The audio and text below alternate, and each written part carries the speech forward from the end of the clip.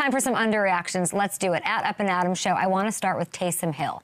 Okay, it is looking like Sunday may have been his last game as a Saint. I saw the post-game presser where he was very emotional. This is a player who I have talked about maybe more than anyone else for years, for nearing on a decade, not really, but he is set to hit free agency after the season. He's 35. Let's show you, if you have not seen Taysom Hill after the win over the Jets. As I was driving to the stadium today, you know, you start to think about the last 9 years and what it's meant to me and my family and the city and stuff. So I don't know what the future holds for me, but it was a special day for me and the family. There's something about playing in New Orleans that hits players differently. It is why I love them, the human aspect of it. It's Mrs. B. It's playing for a city that has been so much, that gives so much to the culture of this place that we live.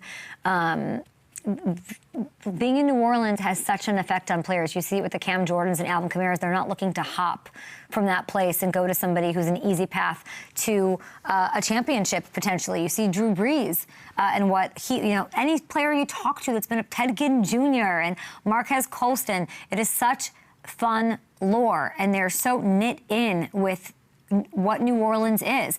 And Taysom is a part of that. And if this is it for Taysom, let me tell you, the guy went out in the most Taysom way imaginable. 42 yards on the ground. Fake punt in there, by the way. 4 catches for 36 yards. A beautiful 38-yard touchdown pass to friend of the show, Chris Olave, to cap it off. This is a fitting, beautiful send-off for a guy who deserves it, who's had a truly unique career and has meant so much to the franchise. Drew Brees thinks he should have been a quarterback.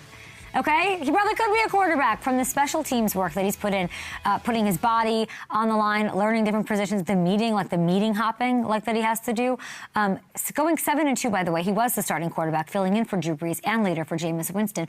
The huge catches, the moments, the sparks in the playoffs, everything that he has done to embody what this franchise is all about. And by the way, he did hit a pretty cool milestone with the 36 receiving yards. That pushes him over 1,000. It's very cool for his career, and that makes him the 3rd player in NFL history to have 2,000 passing, 2,000 rushing, 1,000 receiving. The other 2 played 70 years ago. Hall of Famer Charlie Trippy of the Chicago Cardinals, wild, never heard of that, and Lions legend, of course, it's our guy Hunchy, okay? And that is the full list. That is everybody, and then Taysom. So he's been kind of a throwback in every sense, and also like a future, you know, Matrixy AI Terminator player as well. Let's not underreact to a special run by a special player. Taysom, I don't think you're done, but I just wanted to say that. Another thing that we're underreacting to, and by the way, we have Gronk on the show. We've got some K-makers for you. Rashid Shaheed of the top dog Seahawks on the show today. But I want to talk about these hot coaches. We got some hot coaches in the NFL, as we all know. The new hires, Mike Vrabel, Ben Johnson, Liam Coen, 2 of those first-time head coaches. Vrabel, of course, did his thing with the Titans. First year, though, in New England. These guys led their teams to 3 of the top 5 records in the NFL this year. Only six first-year coaches in all of history have won 12 games. We're probably going to have 2 of them this season alone with Ben and Duval Liam.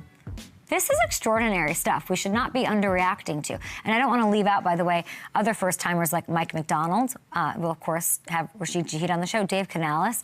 What they're doing in year 2 as well. Maybe be patient with these young guys or new guys, fresh guys. Six of the 14 teams, guys, currently in the playoff field have a coach who was hired within the last 2 seasons. That's pretty incredible, okay? And for teams like the Giants looking for a coach, that's pretty impressive and important. Teams who are maybe looking to move on to a coach that's been there a while and maybe they need to mix up the feng shui, you got to look at that. I present that to you to say that there is a feeling that when you have a quality head coach, you got to hang on to him. They don't grow on trees, even though, they grow on McVay's coaching tree, don't they?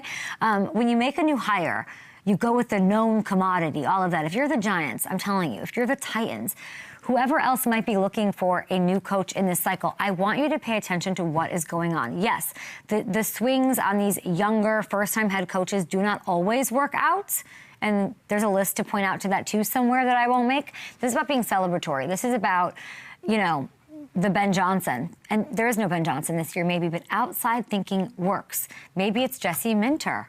Maybe it's Clint Kubiak. Maybe it's Joe Brady. We'll see. But I guarantee you there are stars out there ready to pop off.